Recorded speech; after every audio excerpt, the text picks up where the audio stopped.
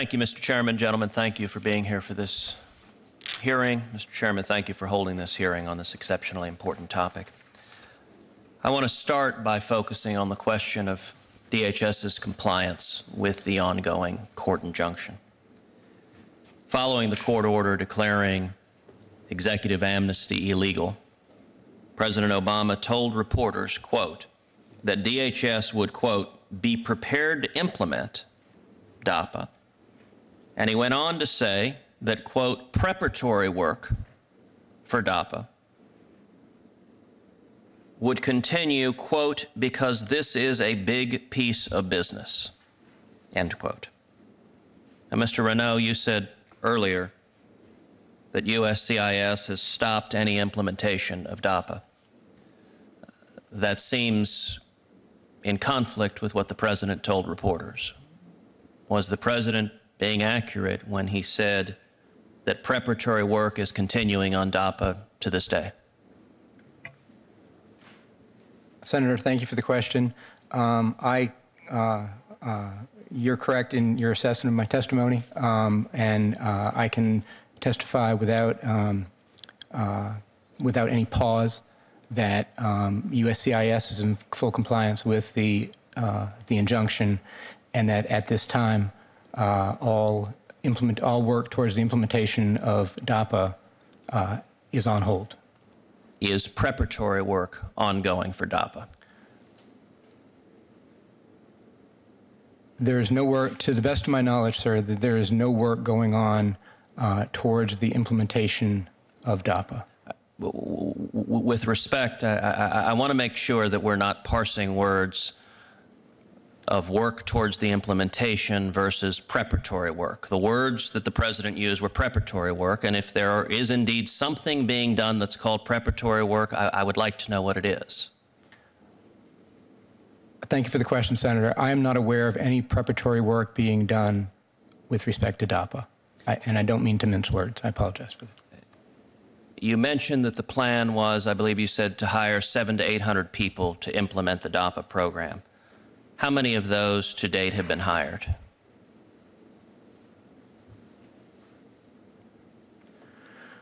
As of the date of the injunction, we had, I believe, one or two individuals who were on site who had been hired to serve permanently, effectively, in that center.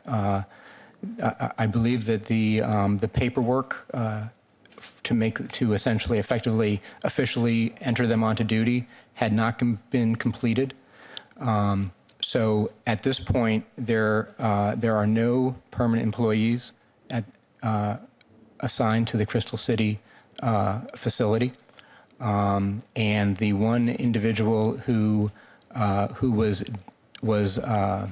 effectively on detail there, awaiting a enter onto duty date, has been reassigned. So there are no employees that were hired to work DACA that have come on board since the injunction that are still towards that are assigned to the Crystal City Center. So effectively, the answer to your question is zero. And you said no full-time employees. Is that equally true for part-time employees? Yes, I'm sorry. Why I make the distinction, sir, is that we do have, we had a small number of individuals who were detailed. I think we have 3 federal employees who were detailed to that center, and their regular permanent jobs are elsewhere. Is hiring ongoing to fill those positions? Senator, thank you for the question. All hiring activity has ceased.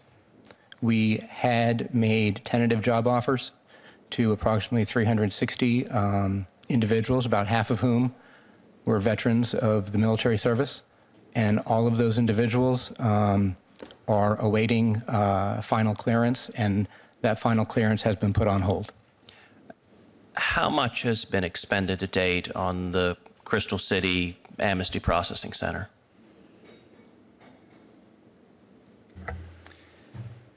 Senator, we've spent very little preparing the program. We've spent less than $11 million in total.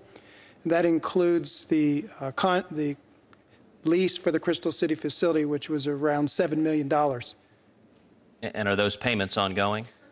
The rent payments, the monthly rent payments are ongoing because of the terms of the lease agreement.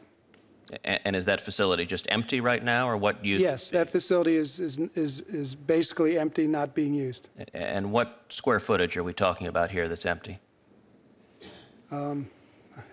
I can't recall. I think it was a couple 100,000 square feet. It was a good-sized facility.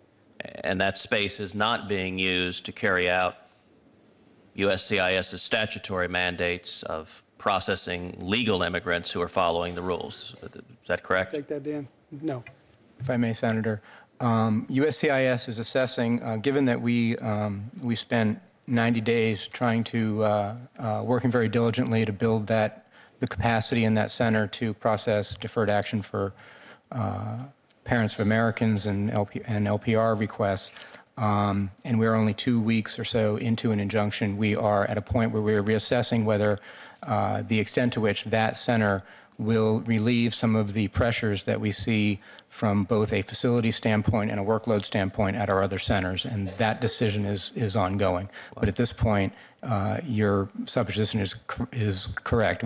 That center remains empty the way we found it. Well, I would certainly encourage that assessment. I would note that last week I sent a letter to Secretary Johnson asking specifically any preparatory work or any expenditures that were being made in violation of the injunction. I received a letter back from Mr. Leon Rodriguez, the director. With the chairman's agreement, I'd like to enter both letters into the record. Be part of the record. And both Director Rodriguez's letter and your testimony today indicates that no preparatory work is ongoing. And I just want to remind each of the three of you of the terms of the injunction, because the injunction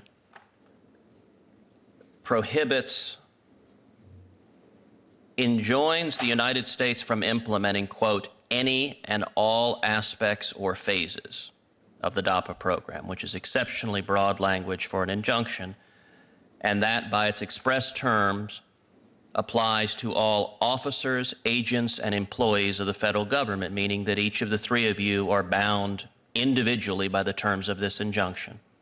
So I'm pleased by the testimony the committee is receiving today, but I want to remind the witnesses that violating the terms of the injunction could potentially subject any officer, agent, or employee to contempt of court. And so that I hope